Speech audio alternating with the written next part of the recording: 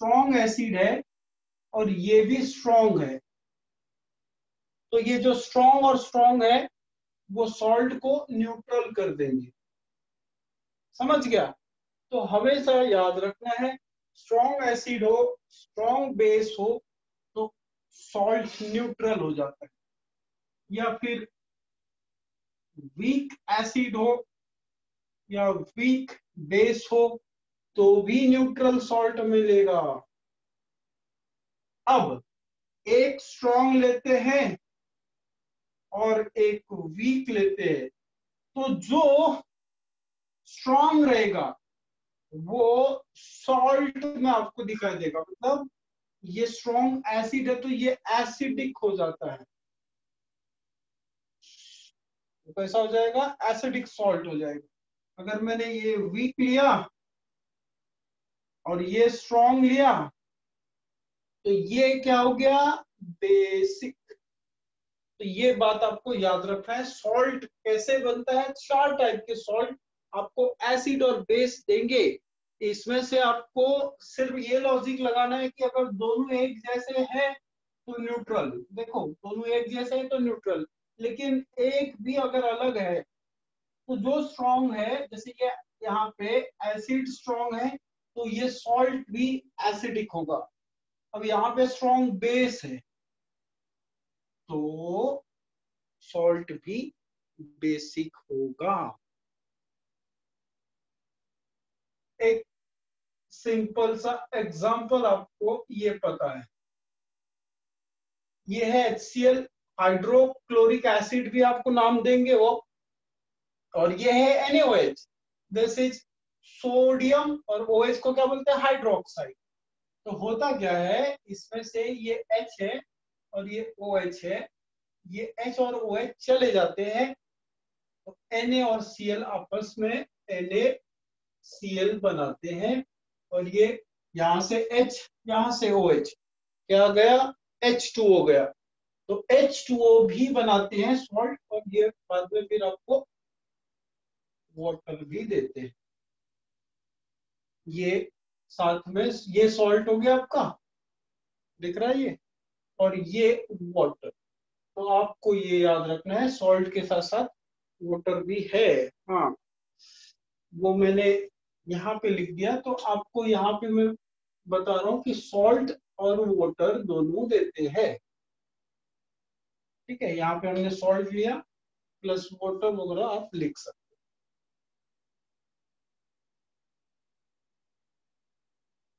Clear है?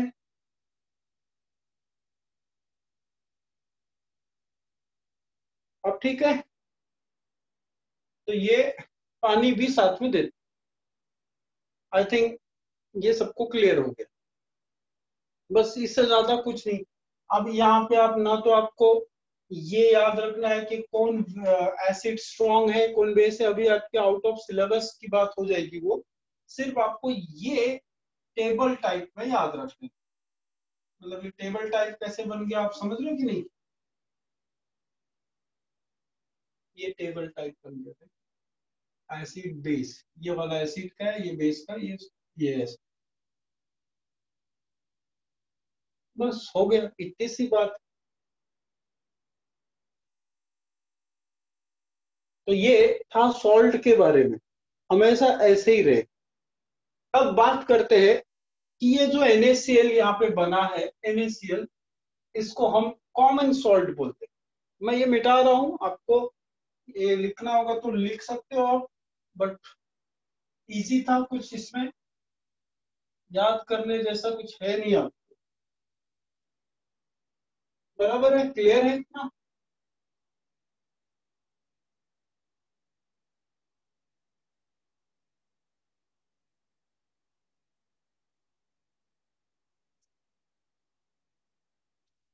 बराबर है, ओके वेदांत, बराबर है।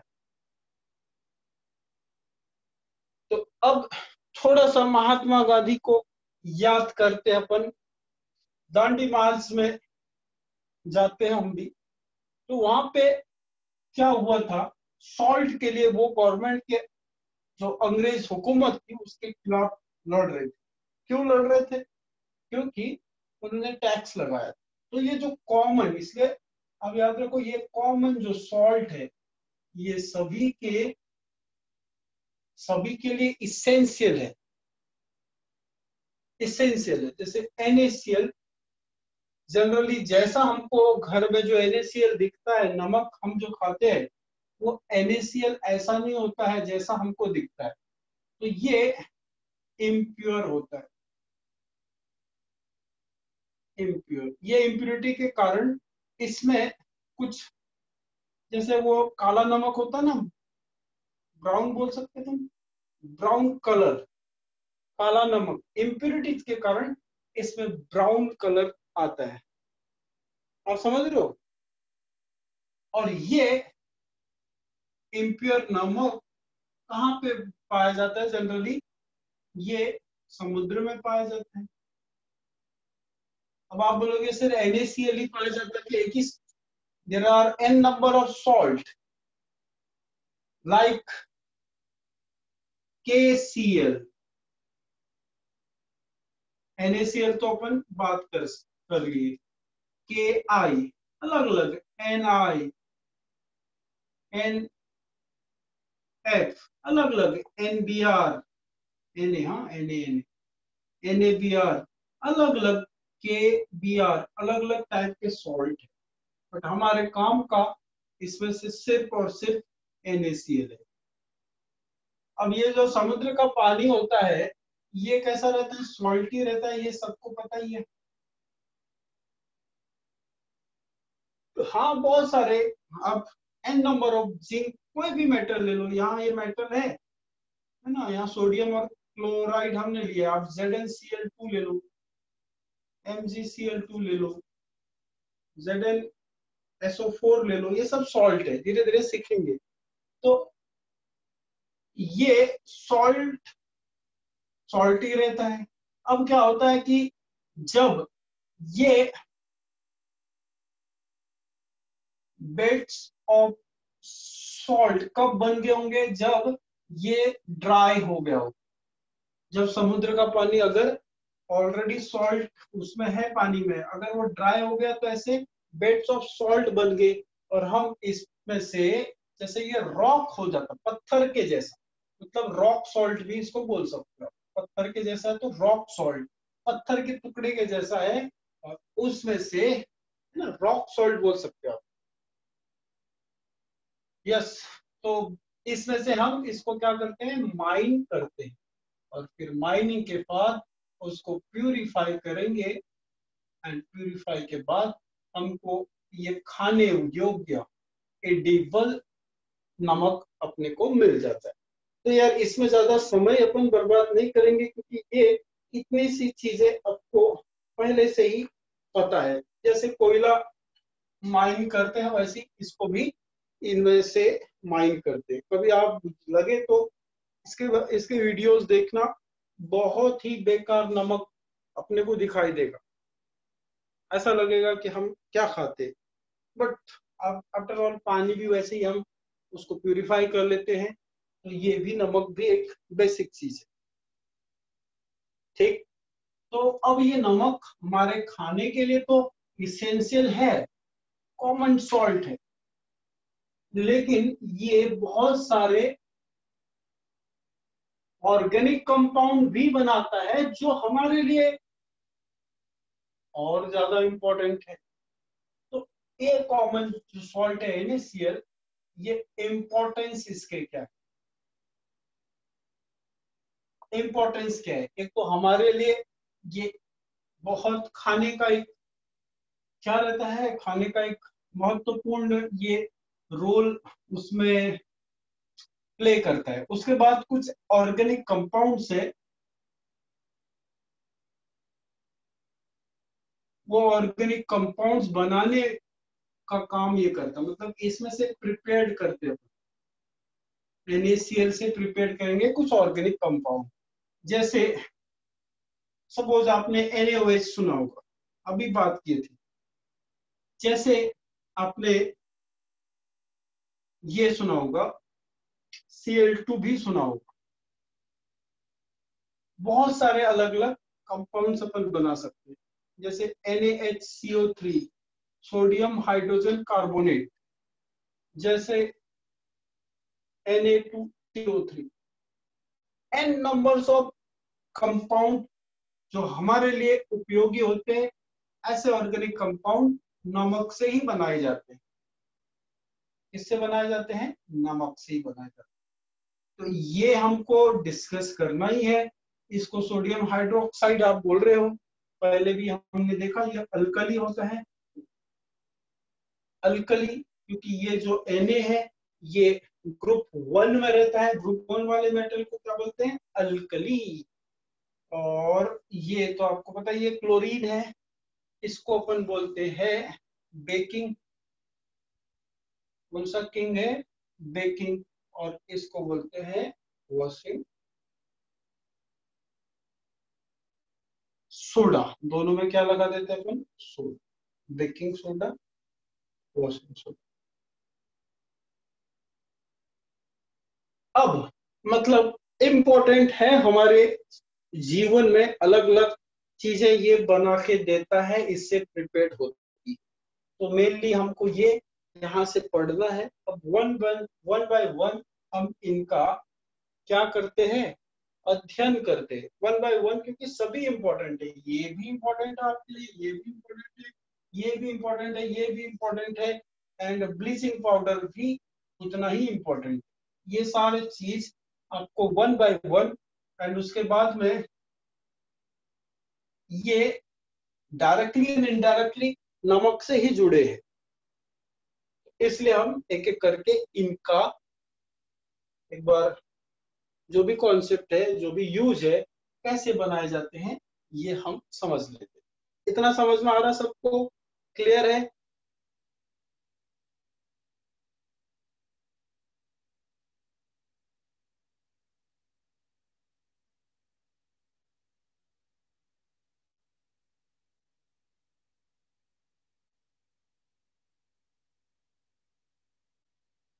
बोलते जाओ, बोलते जाओ। नमक हमारे लिए इलेक्ट्रोलिसिस में भी काम आता है, ये भी आपको पता होगा। इलेक्ट्रोलिसिस में भी काम आता है।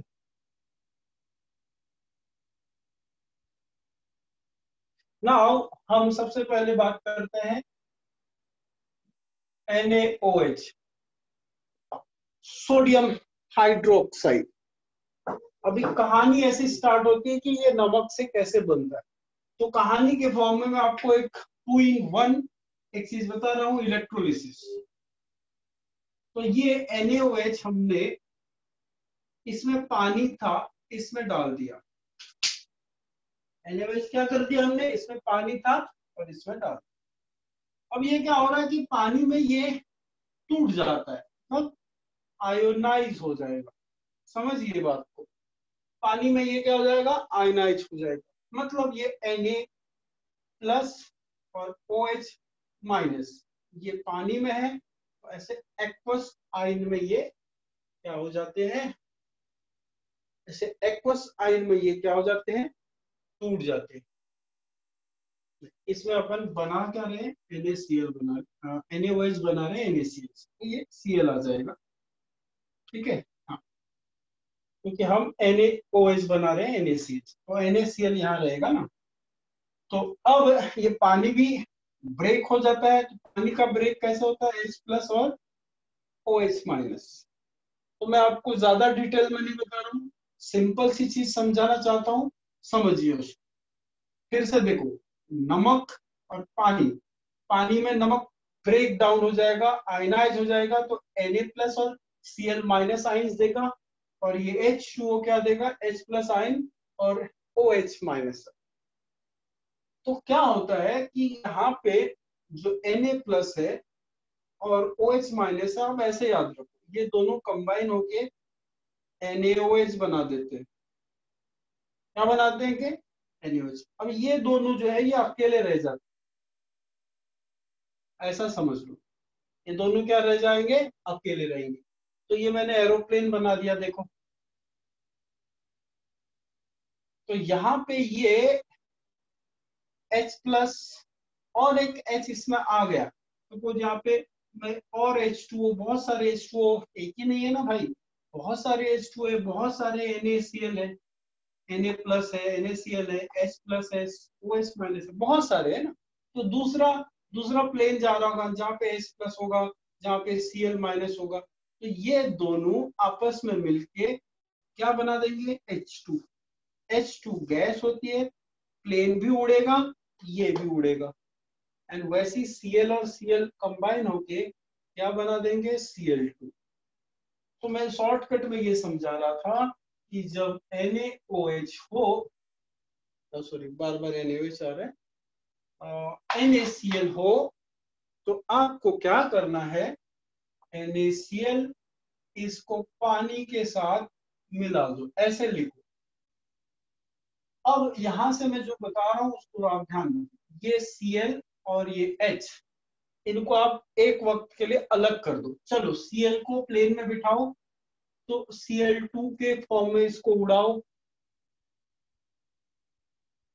फिर उसके बाद H, उसको भी उड़ाओ, ये दोनों को उड़ाना है, H2 के फॉर्म में उड़ गया वो। अब क्या बच गया, देखो यहाँ पे सॉल्यूशन में हमारे साथ में क्या है अभी, आप बोलोगे सर यहाँ Na है और वहां OH है, तो ये दोनों NaOH सॉल्यूशन में रह जाएगा, ये गैस है ये उड़ जाएगी, ये भी गैस है ये भी उड़ जाएगी। तो इनडायरेक्टली आपने क्या कर दिया, NaOH का प्रिपरेशन कर दिया नमक से। अब अगर आपको बैलेंस करने की, सर यहाँ 2H है यहाँ एक ही है, तो यार इसको आप 2Cl है तो इसको 2 बार लिख लो, कोई टेंशन नहीं है, ठीक, इसको 2 बार लिख लो यार आप। तो देखो ये H और ये H, H2, ये Cl और ये Cl, Cl2 कहाँ गए रे, हाँ इधर, और ये Na और ये OH और NaOH, ये 2 बार हो गया, तो इसको हम कैसा लिखते हैं, twice NaOH, you get the balance equation. अब इसको इसको अपन कैसा लिख सकते हैं, 2NaCl plus 2H2O gives you H2 plus Cl2 plus twice NaOH। बात तो एक ही है, बट आपको तरीका याद होना चाहिए, कुछ भी गलत नहीं होना चाहिए उसमें। तो ये दोनों Cl2 गैस है, H2 भी गैस है, निकल जाती, हो गया बस काम इसका। अब जरा इसमें क्लोरीन क्या है, ये देखो क्लोरीन है और इसमें वाटर है, और ये अभी Na सोडियम अल्कली है, तो अपन इसको अल्कली बोलते हैं। अब ये प्रोडक्ट में ध्यान दो, ये प्रोडक्ट में क्लोरीन बना है और अल्कली बेस बना है, अल्कली बेस, तो इससे एक नाम इसका हम बना देते हैं और उसको बोलते हैं क्लोर अल्कली। दिख रहा है आपको, इसको इसमें नाम अपन बना देंगे क्लोर अल्कली। और ये दोनों बनाने की, बनाना मतलब क्या बनाया, ये NaOH बनाया और क्लोरीन भी बनाया, क्योंकि ये भी अपना काम का है, ये तो काम का है ही, बट ये दोनों काम के हैं, इसलिए इस प्रोसेस को हम बोलेंगे क्लोर अल्कली प्रोसेस। अब आपको एग्जाम में कैसे पूछता है ये, what is क्लोर alkali process, what is क्लोर alkali process. दूसरी बात आपको पूछता है कि एनोड और कैथोड, इसमें से कौन सी गैस इवॉल्व हुई, रिलीज हुई। तो आप दिमाग में बिठा लो Cl2 एनोड से और H2 कैथोड से।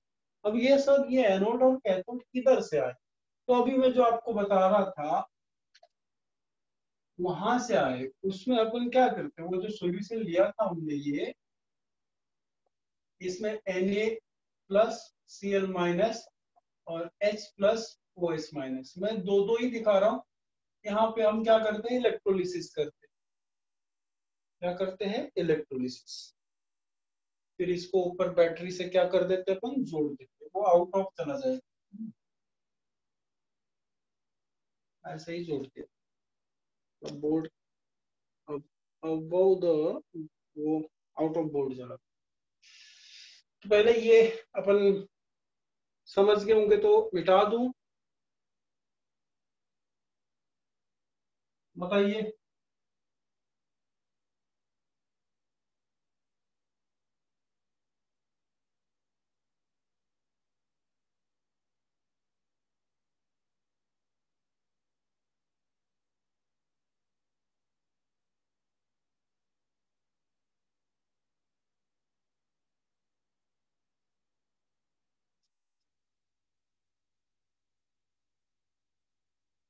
तो यहां से मैं रिकैप कर रहा हूँ, ध्यान दो, जिसको दोबारा समझना है। पहले नमक और पानी हमने यहाँ रखा था, बराबर है। तो यार नमक NaCl है तो Na प्लस में और Cl माइनस में टूट जाएगा, और पानी है तो H प्लस और OH माइनस में टूट जाएगा। हम इसमें क्या करते हैं, दो रॉड लेते हैं। तो रॉड लेने के बाद यहाँ से अपन एक कैथोड लगाते हैं और एक एनोड। इलेक्ट्रोलिसिस में तो ये करते हैं। मैंने बोला लेफ्ट वाला जो है उसको आप एनोड लो, और जो राइट वाला रॉड है उसको आप cathode low. Anode and cathode दोनों ले लिया। अब आपको यहाँ पे एक कंफ्यूजन होता है कि सर एनोड और कैथोड में कौन सा पॉजिटिव कौन सा निगेटिव। तो मैंने आपको बोला था ABCD याद रखो। ABCD में C फॉर कैथोड होता है हमारा, और D फॉर डिपॉजिट होता है हमारा। तो यार कोई भी चीज इलेक्ट्रोलिसिस के दौरान डिपॉजिट होगी तो वो कैथोड में होगी। अब फिर कैसे जानेंगे, तो ये जो सोडियम है आपको पता है, सोडियम है, अगर मैंने इसमें पानी नहीं मिलाया रहता, पानी नहीं मिलाया रहता तो क्या होता था, Na जो है वो यहाँ पे कैथोड में डिपॉजिट हो जाता था। ये Na जो है कहाँ कैथोड में क्या हो जाता था, डिपॉजिट। इलेक्ट्रोप्लेटिंग अपन करते हैं ना, और ये Cl जो है वो यहाँ से रिलीज हो जाती थी, एनोड से क्या हो जाती थी, रिलीज हो जाती थी। बट यहाँ पानी है, H प्लस भी है और OH माइनस भी है, तो यहाँ से Cl अपना काम कर रही है अभी भी, Cl2 ही जाएगा एनोड से, और यहाँ से H प्लस जो है H2 के फॉर्म में कैथोड से जाता है, यहाँ डिपॉजिट नहीं होता है। बट ये जो सॉल्यूशन में क्या रह जाते हैं, Na प्लस OH माइनस, ये दोनों कंबाइन होके क्या दे देंगे, NaOH। तो इस सॉल्यूशन में सिर्फ और सिर्फ क्या रह गया अभी, NaOH। Cl2 पूरा उड़ गई, H2 पूरा उड़ गया। अब बात करते हैं यहाँ पे, अभी खुद ही इससे पहले आपने सीखा है Na प्लस है तो ये वाला माइनस होना चाहिए, क्योंकि ये सोडियम है, जनरली वो यहाँ जाता है कैथोड में, तो प्लस वाला निगेटिव के पास जाएगा और निगेटिव वाला पॉजिटिव के पास जाएगा। तो इस तरह से आप याद रख सकते हो कि जो एनोड है वो आपका पॉजिटिव है, जो कैथोड है वो निगेटिव। तो इस प्रोसेस को अपन इलेक्ट्रोलिसिस बोलते हैं। सिर्फ यहाँ पे electrolysis of NaCl in the presence of water है, NaCl और पानी है। लेकिन अगर Na उसको हीट करते अपन तो क्या देता, Na प्लस और Cl माइनस। और जहां पे आयंस है, जहां पे आयंस है वहां पे क्या हो जाएगा बेटा, जहां पे आयंस है वहां पे क्या हो जाएगा, इलेक्ट्रिक कंडक्टिविटी हो जाती है वहां पे। जहां पे आयंस है वहां पे क्या होगा, कंडक्टिविटी होगी। तो यार ये मैंने आपको बहुत पहले से समझा के रखा है, और ये पानी के कारण यहाँ पे NaOH बन रहा है और Cl2 और H2 गैस रिलीज हो जा रही है। बस इतना ही है इसमें, और कुछ नहीं है। तो कितने लोगों को दो बार तो मैंने अभी रिपीट कर दिया, आप लोग फिर इस वीडियो को देख लेना। अभी मैं इससे ज्यादा बार अभी यहाँ पे टाइम नहीं लगाना चाहता हूँ, आगे बढ़ेंगे क्योंकि अपने को आज कंप्लीट भी करना है। आप इसको एक बार रिपीट देख लेना, आप समझ जाओगे।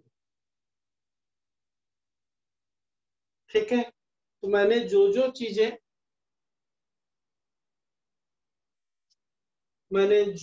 चीजें आपको अभी बताई उतना आपको याद रखना है। फिर उसके बाद इसमें जो तीन चीजें इंपॉर्टेंट है वो बात करेंगे। एक तो NaOH इंपॉर्टेंट है अपने लिए, और एक Cl2 इंपॉर्टेंट है, और H2। आपने ध्यान दिया ये सभी प्रोडक्ट है, किससे बने थे? NaCl और H2O।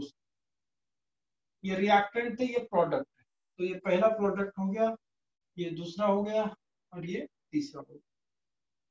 तो अब इसमें से कुछ नहीं, तो आपको ये हाइड्रोजन गैस के बारे में पता है, फ्यूल के फॉर्म में यूज होता है।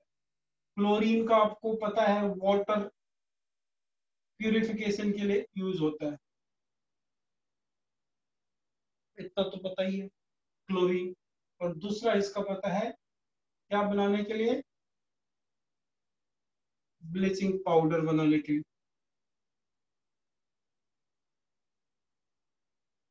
सही बात है। हाँ, हाइड्रोजन और कहाँ लगता है? फ्यूल के रूप में तो यू होता ही है, और कहाँ लगता है?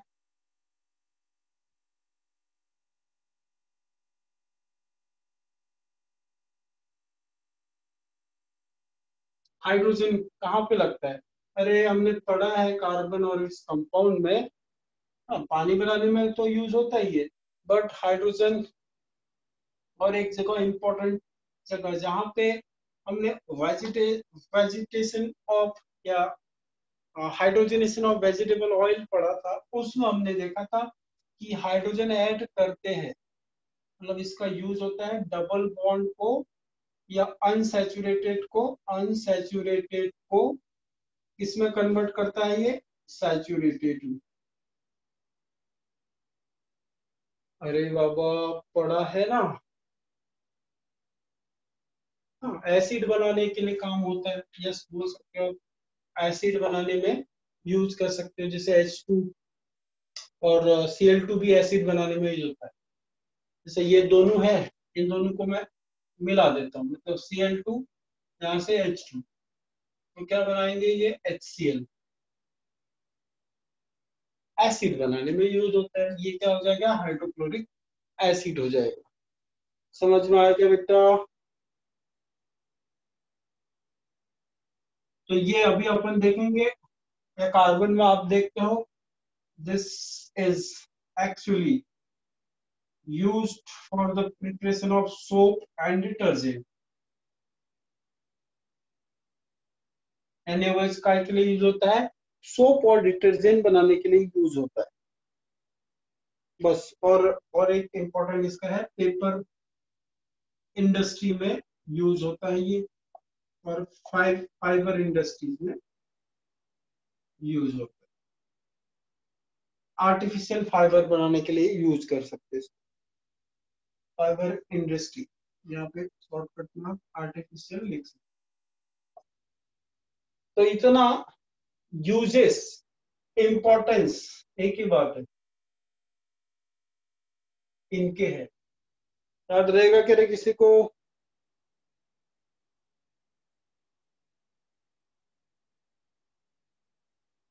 HCl, Cl salt. HCl का भी एक बात कर लेते हैं, एसिड है, तो एसिड का यूज कहाँ होता है? एसिड का यूज कहाँ करते हैं अपन? एक तो बेकिंग पाउडर बनाने में यूज करते हैं, बट उसमें ये एसिड बहुत ज्यादा स्ट्रांग होता है, ये एसिड को आप खा नहीं सकते हो। उधर पे एडिबल अपन बात करेंगे, तो ये जब आप बड़े क्लास में जाओगे, अमोनियम क्लोराइड बनाने के लिए यूज होता है।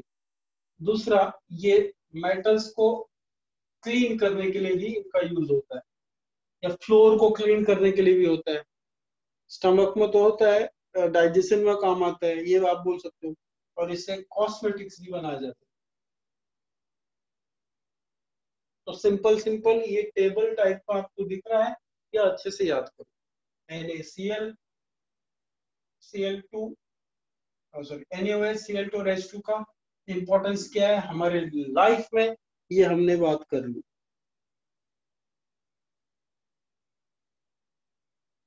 तो ये इसमें जो रिएक्शन है, ये वाला रिएक्शन आप याद रखो, कि हमने डालडा, घी, है ना, नकली घी जो बोलते हैं उसको क्या बोलते हैं अपन, मार्गराइन, बनाने के लिए यूज होता है।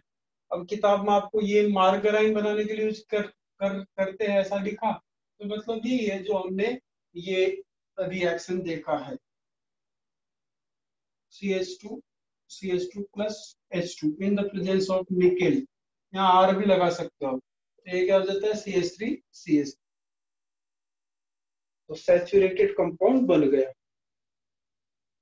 तो आप ये मैंने ऑलरेडी समझाया हुआ है, आपके पास इसका रिवीजन का भी मौका है, तो आप इसको बाद में कर सकते हो। बाकी सब लोग सो गए लगता है, कितने लोग हैं देख के मेरे को बताओ अभी, हाउ मेनी आर प्रेजेंट।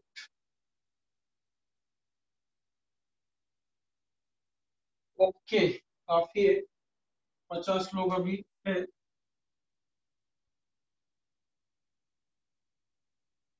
ये टॉपिक क्या है, जिसको समझ में आ जाएगा उसके लिए इजी है, जिसने प्रीवियसली पढ़ा है उसके लिए इजी है। अब जो 1-2 साल के बाद क्लास करने आ गया, नींद में क्लास करने आ गया, तो उसको नहीं समझेगा ना। और बहुत सारी चीजें मैंने ऑलरेडी आपको पहले भी समझाई है। अभी तो आपके लिए अच्छा हो गया कि आप बाद में भी इस चीज को क्या कर सकते हो, बाद में इस चीज को आप मतलब रिवाइज कर सकते हो। It is always there for you, आप जब चाहो तब इसको आप एक्सट्रैक्ट कर सकते हो। नाउ आपके बोर्ड के, सीबीएसई बोर्ड के हिसाब से सबसे इंपॉर्टेंट क्वेश्चन अगर बात करें, ब्लीचिंग पाउडर, ये है ब्लीचिंग पाउडर के ऊपर अलग अलग घुमा घुमा के क्या देते हैं क्वेश्चन। तो सबसे पहले ये कैसे बनता है इसकी थोड़ी सी जांच पड़ताल करते हैं। तो हमारे पास एक स्लेट लाइन होता है, ये बहुत सारे बच्चों को नहीं समझता है कि व्हाट इज स्लेट लाइन। तो अभी मैं आपको इतना बता सकता हूँ कि यार एक सी ए है, उसमें 2 OS लगे हैं, ये लो, अब ऐसा कंफर्टेबल है तो ऐसा लिख लो, not necessary to like this. आप एक सीए में 2 OS लगा दो ना, समझ रहे हो, ऐसा लिख सकते हो, ऐसा लिख सकते हो यार, जैसी तुम्हारी मर्जी है, कैसे लिखो, राइट एंगल में दोनों को बना दो, और क्या बोलो। अच्छा सर, हम थोड़ा सा ये सीएल को ऐसा लिख सकते हैं, मैं बोलूंगा लिख सकते हो ना, घबराने का नहीं, CL2 है तो ऐसा लिख दिया तुमने, ठीक है, इससे क्या होगा, बताता हूँ रुकना। इससे क्या होगा, जब भी तुमको मैंने बताया पहले से कुछ समझ में नहीं आए, इन दोनों को ऐड किया, क्या होगा, तो हमने बोला है पानी निकालना बस। क्या, पानी, पानी कैसे निकलेंगे ये तरफ पता होना चाहिए, ये OH पकड़ और ये H पकड़, ये मछली बना दे इसको,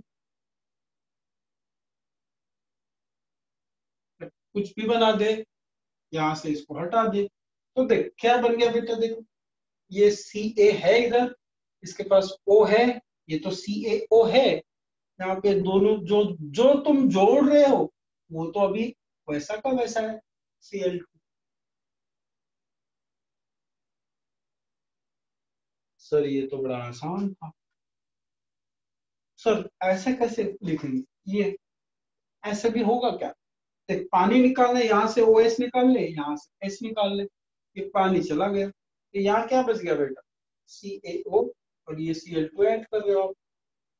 अब दुनिया में शायद ही ऐसा कोई स्टूडेंट होगा जिसको नहीं समझ में आए, तो ऐसा बार बार आपको लिखने की जरूरत नहीं है, यहाँ से ये ब्रैकेट है, H2O निकाल लो, मतलब H में 2 H निकालने हैं, मतलब दोनों के दोनों H, अरे यार H2O कहाँ गया, अरे प्लस H2O आएगा ना, प्लस H2O, H2O तो तभी ये मछली पी गई, तू पी गया था, ठीक है, ध्यान दो, ये OH ब्रैकेट में इसमें से 2 H निकलेंगे और एक O निकल गया, है ना, यहाँ से पानी निकालो, देखो आप ऐसे भी याद रखो, तो ये 2 H और एक O गायब जिसमें से, तो यहाँ क्या बच गया CaO, और ये Cl2 क्या करने का, चिपका देने का, बन गया ब्लीचिंग पाउडर। बोलो, अब भी नहीं समझा क्या?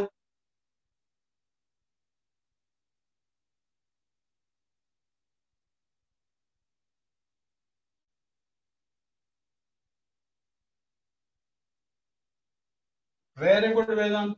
अब इससे कुछ मतलब कुछ इजी नहीं है, इससे और कोई तरीका नहीं है। अब आपको कंफ्यूजन होता है भयंकर। मुझे आपका जो भयंकर वाला कंफ्यूजन है वो उसके आइडिया। तो आपके दिमाग में दो चीजें एग्जाम में डालते हैं जानबूझ के। एक डालते हैं स्लेक्ट लाइन और एक डालते हैं क्विक लाइन। तो स्टूडेंट बिल्कुल कंफ्यूज हो जाता है। हमने कभी भी ऐसा कंफ्यूज कर किया नहीं है। क्विक लाइन, अपन क्विक से मतलब उसी को एग्जामिनर की हिंट को हम पहचाने। क्विक है, अरे बाबा मेरे पास दो फॉर्मूले हैं, ये ले। एक ये ऐसा कुछ था, CaOH कैल्शियम हाइड्रोक्साइड, और एक CaO। इन दोनों में से एक तो कोई तो भी क्विक है और एक स्लैग्ड है, तो हम बोलेंगे क्विक मतलब जल्दी। अपन बोलते हैं ना जल्दी। जल्दी किसको लिख सकते हैं? इसको लिख सकते हैं। क्विक लाइन हमेशा याद रखना CaO। स्लेक लाइन मतलब, वैसे स्लेक मतलब जनरली क्या होता है? ड्राई बोलते। स्लेक लाइन मतलब ये होता है क्विक लाइन। तो इससे ये बनता है। अभी तुमने सीखा। या अगर मैं बात करूं, इसमें CO2 ऐड करते हैं। मैं थोड़ा सा रिवाइज करा देता हूं आपको। ये तो सीख लिया आपने। अगर मैं इसमें CO2 ऐड कर देता हूं तो क्या हो जाता है? ये O इसको मिल जाता है CaCO3। ये कैल्शियम कार्बोनेट बन गया। अपन इस पे बात की है मार्बल चौक, जो भी आप बोलो इसको, संगमरमर मार्बल मार्बल बोलते हैं ना, चौक भी है, लाइम भी इसको बोलते हैं। यस, ये हार्ड रहता है, अंडे के छिलके में भी रहता है।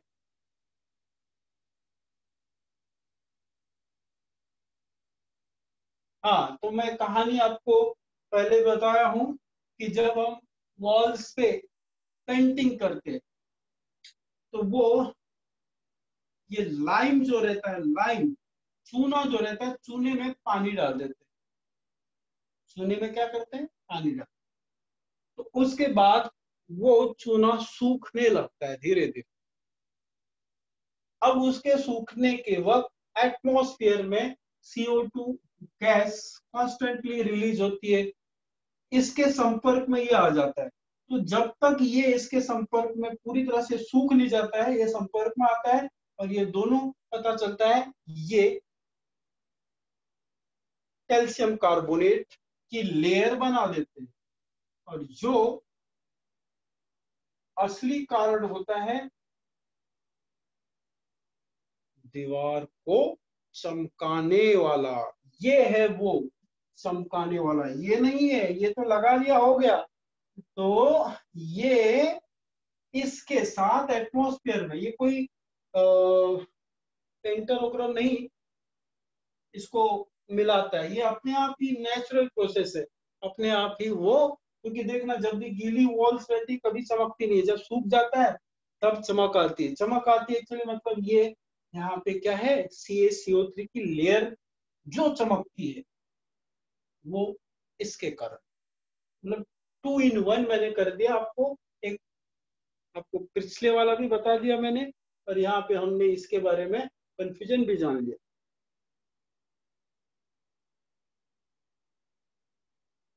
अब क्लियर हो गया क्या? सभी सबके सब रिप्लाई करें।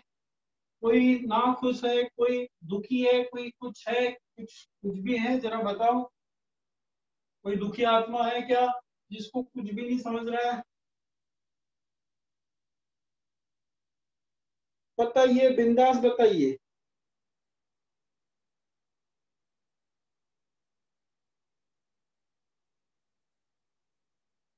ओके, यस सर क्या बोल रहा है?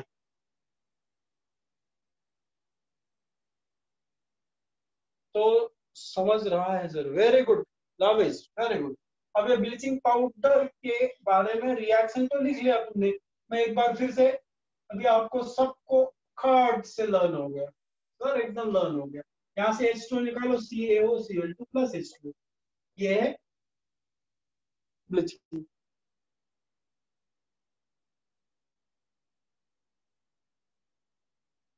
इसको बोलते हैं, हाँ एक बहुत इंपॉर्टेंट चीज है, एक पिछले के पिछले साल बताया था, what is the chemical name of this.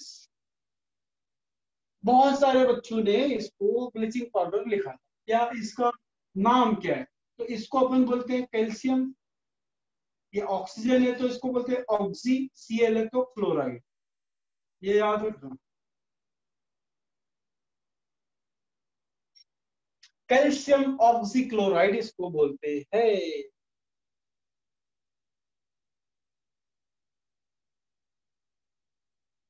तो मैंने जब बताया कि ये इंपॉर्टेंट है तो इसका यूजेस भी पता होना चाहिए। अब ब्लीच करता है मतलब सफाई का काम करता है, सफाई, तो सफाई कहाँ कहाँ करेगा? कपड़े वगैरह, फैब्रिक वगैरह में कर सकता है ना, लकड़ी वगैरह, वुड पल्प। बताइए जल्दी जल्दी बताइए। और ब्लीचिंग का क्लीनिंग का, क्लीनिंग, पानी को क्लीन करने के लिए बहुत इंपॉर्टेंट बात है इसमें, है ना। ऐसे ऐसे छोटे छोटे, यहाँ कुएं वगैरह कोई भी पानी लो, नदी नाला। अब एक और है, ये एक ऑक्सीडाइजिंग एजेंट है। ऑक्सीडाइजिंग एजेंट मतलब ये ऑक्सीजन भी प्रोवाइड करता है। ऑक्सीडाइजिंग में अभी बहुत बार डिटेल में बता चुका हूँ, ऑक्सीडाइजिंग एजेंट है। तो क्या आप ये चार, फैब्रिक में बहुत सारे आ गए, आपके कॉटन फैब्रिक हो गया, आपके कोई भी फैब्रिक, लेनिन फैब्रिक हो गया, फैब्रिक उसको सफाई करने के लिए यूज होता है। अब यार तुम SST उतना याद करते हो तो ये याद नहीं कर सकते, कर सकते। चलिए हम आगे चलते हैं। अगला अपन देखो, सबके यूजेस भी साथ साथ में लिख रहे हैं अपन, आराम से मस्ती मस्ती में सब कुछ सीख रहे। ठीक, तो अगला नेक्स्ट जो अपन पढ़ेंगे वो NaHCO3। अब यार इसमें, और इसमें कंफ्यूजन सबको होता है, तो कंफ्यूजन की कंफ्यूजन है, सॉल्यूशन का भी पता है। तो यहाँ पे हाइड्रोजन है, इसके लिखने में मतलब इंग्लिश में जो H होगा वो गायब होगा, बेकिंग सोडा इसको बोलेंगे बेटा, और इसको बोलेंगे निरमा, निरमा। तो दूध सी सफेदी कपड़ों से कभी ना आई।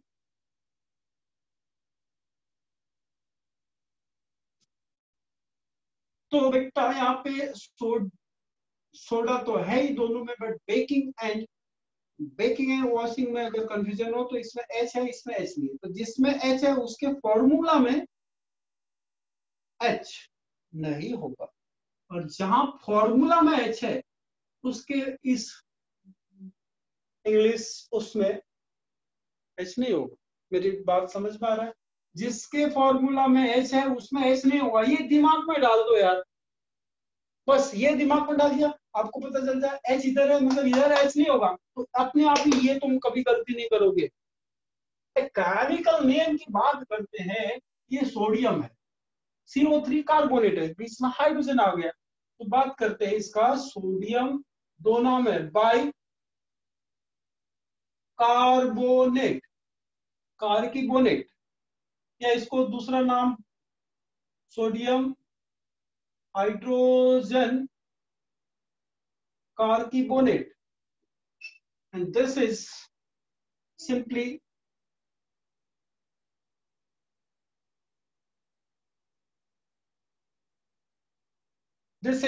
Sodium carbonate. इसके बारे में और एक चीज अपन बताएंगे, एक्चुअली इसमें जब पानी डालते हैं तो इसमें पानी, ये बहुत इंपॉर्टेंट है, इसमें 10 मॉलिक्यूल्स ऑफ पानी अटैच्ड रहते हैं, अटैच्ड हो जाते हैं, and this 10 molecules of water are fixed, and this is known as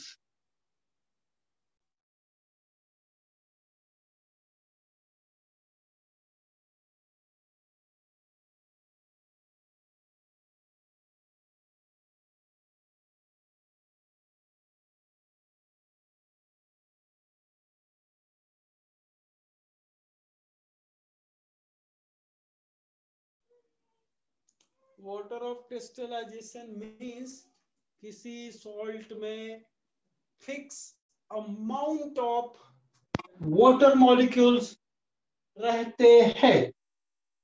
तो वो टेस्ट करने के लिए हमसे क्या कहते हैं, एक टेस्ट ट्यूब लो, इसमें Na2CO3 10H2O, या इसमें आपको ये कर देना है, H2O मिला दो तो वो ये बनाएगा। एंड इसमें से बेटा जब आप हीट करोगे इसमें से पानी निकलेंगे, तो ये जो पानी निकलेंगे वो 10 मॉलिक्यूल रहेंगे। उल्टा अब आप, ये ड्राई हो गया एकदम, इसमें पानी नहीं है, अब इसमें आप पानी छिड़क दो तो ये कितना मॉलिक्यूल लेगा, 10 मॉलिक्यूल ही लेगा। इसका मतलब है वाटर ऑफ क्रिस्टलाइजेशन में जो सॉल्ट, ये भी सॉल्ट है, ये